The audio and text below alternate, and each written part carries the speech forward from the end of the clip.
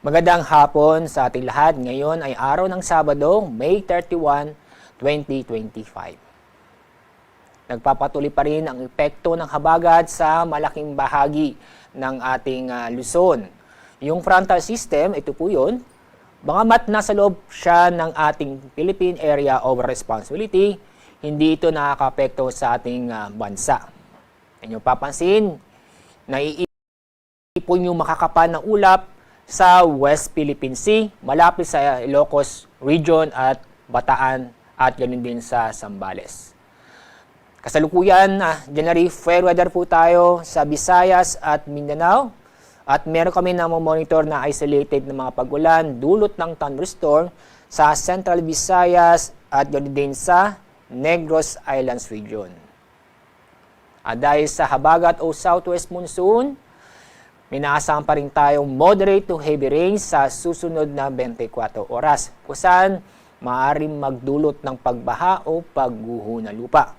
Ang mga lugar na makakaranas nito ay sa Ilocos Region, Batanes, Babuyan Islands, kasama na rin ang Bataan at Zambales. Kaya paalala sa mga kababayan po natin sa mga nabanggit na lugar, inyong papansin, concentrated sa may kalurang bahagi ng Northern at Central Luzon na patuloy pa rin tayong mag-ingat, maging alerto dahil sa mga posibleng pagbaha o pagguho ng lupa. At sa ating magiging lagay na panahon bukas, bukod sa akin nabanggit na lugar, makakananas din na maulap na kalangitan na may mga kalat-kalat na pag-ulan at thunderstorm sa lalabing bahagi ng Luzon. Kadalasan, mahihina hanggang sa katamtamang pag-ulan. Except po sa Bicol Region, yung papansin, January fair weather bukas, maliban sa mga isolated mga pag-ulan dahil sa thunderstorm.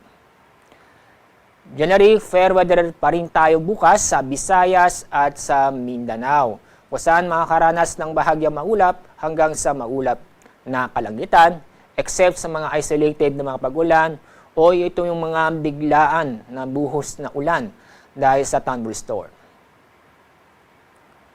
Sa ating 3-day weather outlook, sa Metro Manila, sa Baguio City, magpapatuloy na magiging maulap ang kalangitan na may mga kalat-kalat na pag-ulan at thunderstorm.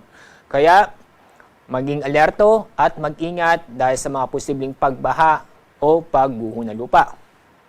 Pero sa mga kababayan po natin sa Legazpi City, yung makikita, January, fair weather pa rin tayo sa susunod 3 araw except sa mga isolated na mga pag-ulan dahil sa thunderstorm.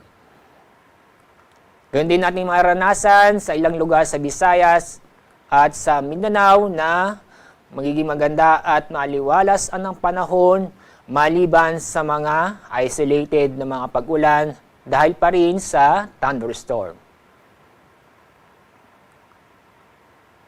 Ang araw lulubog mamaya pong 6:22 ng hapon. Bukas, ang araw na sisikat sa ganap na 5:26 ng umaga.